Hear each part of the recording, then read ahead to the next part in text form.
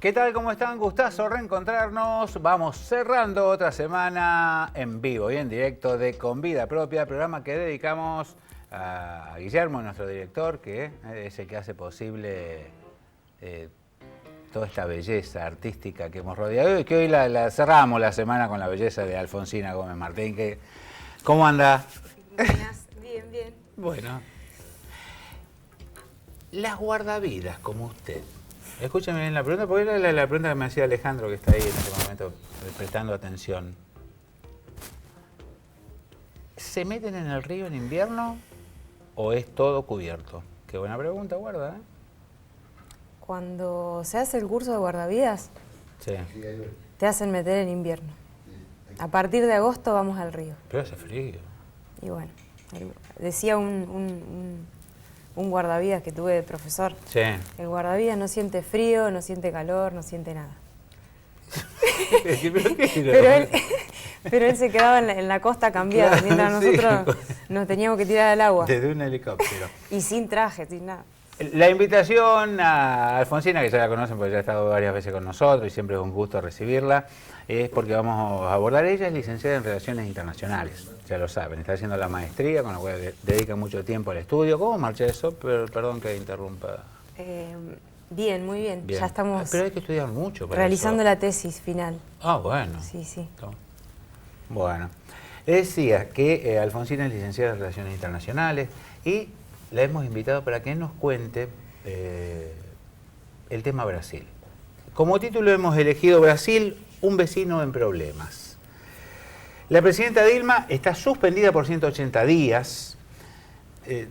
Nos gustaría, Alfonsina, que nos explique por qué se la suspendió y se la va a enjuiciar. ¿Cuál es el motivo? Porque hay tanto, se dice tanto esto, lo otro. Pero comencemos por el principio. Bueno, técnicamente se la lleva al proceso de juicio por una ley que vota la Cámara de Diputados, por una cuestión administrativa. O sea, hay causas en la Constitución de Brasil que establecen que los presidentes pueden ser llevados a un proceso de juicio político. En este caso se tomó como prueba el tema de la probidad en la administración. O sea, se le acusa a la presidenta de por ahí haber manipulado las cuentas fiscales. No es una causa de corrupción, sino que es una cuestión administrativa. El tema es que evidentemente han conseguido el apoyo político para poder votar esa ley. O sea, yo lo veo más por ese lado. El nombre que escuchábamos mientras, porque se pasó por muchos canales, la votación en la Cámara del impeachment, ¿qué traducción tiene al castellano? ¿Qué sería? Juicio político. Así, lisa y llanamente. Juicio político. ¿Esto tiene algo que ver con todo lo que a diario vemos, leemos o escuchamos de la corrupción en Petrobras?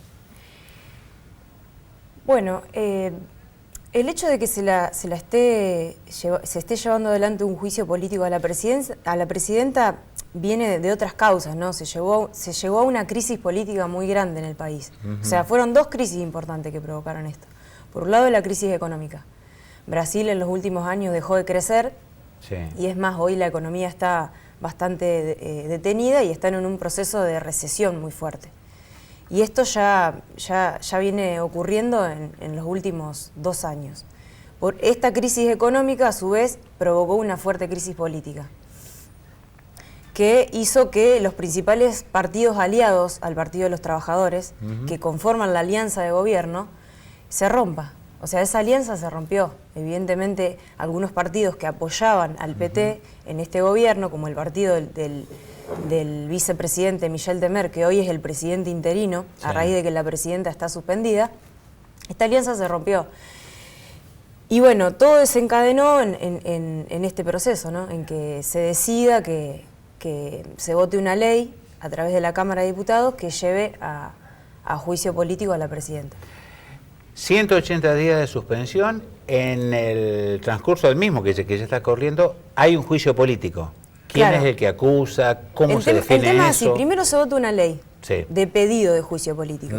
Lo que primero se votó, que es las votaciones que estuvimos viendo en la televisión, en abril la votación en la Cámara de Diputados y en mayo la votación en la Cámara de Senadores. Lo que se votó fue el pedido de juicio político. Eso se aprobó en Cámara de Diputados, luego pasó a senadores. Sí. Ahora lo que estamos atravesando es el juicio en sí, porque luego se vota el juicio. Se votó en diputados y ahora está en senadores. El proceso de juicio se lleva adelante en la Cámara de Senadores. La Cámara de Diputados es la Cámara que acusa. ¿Se entiende? La Cámara que acusó, que estableció que había que hacer el juicio. Sí. La Cámara que motivos, lleva adelante... la señora presidenta tiene que ir a juicio. A tal efecto se la suspende por 180 días. Claro. La Constitución dice que en estos 180 días el Senado tiene que cumplir con ese juicio. No necesariamente el proceso se va a extender 180 días. Claro. El Senado establece un cronograma donde el defensor de la presidenta tiene que presentar las pruebas, donde se evalúan esas pruebas. Hay una comisión de juicio político conformada en el Senado. Esa comisión es la que establece un cronograma de actividades y en estos momentos, en estos días, lo que está sucediendo es eso. Se están evaluando las pruebas y se está determinando. Esa comisión va a elaborar un dictamen. Sí. Ese dictamen se va a someter a votación. Dictamen que dirá si es si esas culpable pruebas o no. Claro, si esas pruebas se aceptan o no, y que ese dictamen va a decir si se la declara culpable de los delitos que se le acusa en la ley que pide el juicio político. Que es básicamente por irregularidades administrativas. Sí, se le acusa de violar la ley de responsabilidad fiscal. En la Constitución aparecen una serie de causas por las cuales el presidente puede ser llevado a juicio político. Sí. Una de ellas es la probidad en la administración, o sea, la honestidad en la administración. Es algo muy general. Claro. Para que se pueda encausar en ese tema, se elaboraron una serie de pruebas o de acusaciones que dicen que la presidenta cometió ese delito, que es un delito de responsabilidad. Bárbaro. Entonces, ¿qué se dice? Que como violó la ley de responsabilidad fiscal, los analistas dicen maquillar el presupuesto. Se dice mucho esto de maquillar el presupuesto. Sí. ¿Qué es lo que hizo la presidenta en concreto?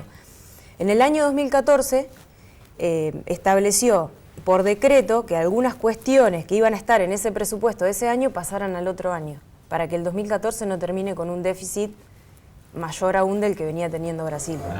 Pero, ¿qué dice el defensor de la presidenta en el juicio, en una de las instancias? Sí. ¿Qué declaró? Dijo, bueno, pero ustedes están... O sea, el procedimiento que están llevando adelante es correcto. Están siguiendo un procedimiento de acuerdo a lo que dice la Constitución. Pero la están llevando a ese juicio por una cuestión que lo han hecho un montón de presidentes. O sea, es una cuestión administrativa que los presidentes suelen hacer eso. Suelen por ahí tener que pasar algunas cuestiones de un presupuesto al otro presupuesto. No es lo normal, pero bueno, ellos lo encontraron como una causa de llevarla a juicio político. Ahora. O sea, la idea no es llevar a los presidentes a un juicio político, la idea es que los presidentes terminen sus mandatos, ¿no? La pregunta sería esta. Supongamos que en el último tiempo, durante toda la historia del Brasil democrática, todos los presidentes, la mayoría, durante la mayoría de los ejercicios y presupuestos, hizo esto. ¿Es correcto? Porque a lo mejor el problema es que no es correcto. Y que ahora, ante una debilidad política, económica, surja como un motivo para. ¿Es correcto? Bueno, lo deben estar debatiendo los senadores.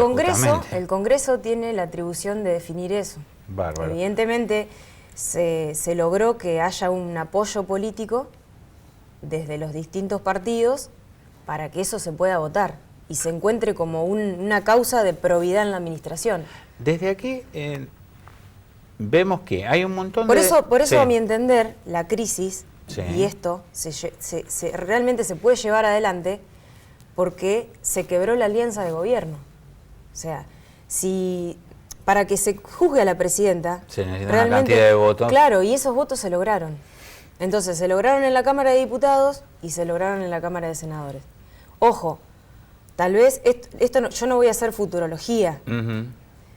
Se puede revertir. Ahora lo que falta es una votación en el Senado. Se necesitan 54 votos de los 82 senadores que posee la Cámara de Senadores. ¿Es la primera vez en la historia de Brasil? No, es la segunda vez. Ya se enjuició el presidente Collor de Mello en el año 92. Tienes razón. Al año de haber asumido. Hay un montón de denuncias cruzadas, no sé si serán mediáticas o no, bueno, pero nosotros nos enteramos a través de los medios, un montón de denuncias cruzada sobre corrupción en los más altos niveles del poder político brasileño. Es como si se tratara de demostrar quién es menos corrupto. Como si hubiera una guerra. Yo te tiro con esto, vos me tiras con esto. El presidente Temer hizo tal cosa, puso 2 casas a nombre de sus hijos de menores de 6 años, no, de 7, de 8. ¿Qué hay detrás de eso? Bueno, yo no creo que sea tan así. No creo que sean denuncias cruzadas. Yo creo que hay una matriz de corrupción que está involucrando a empresarios y a políticos de los partidos más grandes de Brasil, y no a cualquiera, porque, por ejemplo, fue acusado y se pidió la detención del presidente de la Cámara de Diputados, que fue el que llevó adelante el pedido de juicio político para la presidenta. Sí. O paradoja, porque eso resulta una paradoja, ¿no? Que la presidenta no esté acusada de un delito de corrupción. Y los que llevaron adelante ese juicio político están procesados por eso. De hecho, en estos días se pidió la detención, tanto del que fue el presidente de la Cámara de Diputados hasta hace un mes, Cunha, Eduardo Cunha, y del actual presidente de la Cámara de Senadores, que es Renan Calheiros, que están pidiendo la detención. Ahora, el señor... O sea, vuelvo, está en la línea sucesoria. Está en la línea sucesoria, totalmente. Pero es el que le sigue a Temer. Es el que le sigue a Temer. Es el presidente provisional, sería, del Senado. Y ahora tiene que asumir otro en la línea sucesoria. Otro senador. Dilma. Como presidente de la Cámara de Senadores. Y el que va a asumir este periodo de enjuiciamiento. Hasta que aparezca una denuncia contra él, por lo visto. Bueno, digamos, al que toma la cabeza lo acusan. Vuelvo atrás, no hay, a mi entender... Yo lo planteo como televidente, Alfonsino, no sé si me entendés. Sí. A mi entender no es que hay, como decías, acusaciones cruzadas. Denuncias cruzadas. No son denuncias cruzadas, creo que hay una matriz de corrupción que involucra a empresarios y a políticos muy importantes de Brasil, que está explotando, que está avanzando. Y la justicia, aparentemente la justicia está trabajando en contra del poder. O sea, se nota que hay una justicia bastante independiente y que está llevando adelante una causa que no importa quién vaya preso, sea que esté en el poder o no.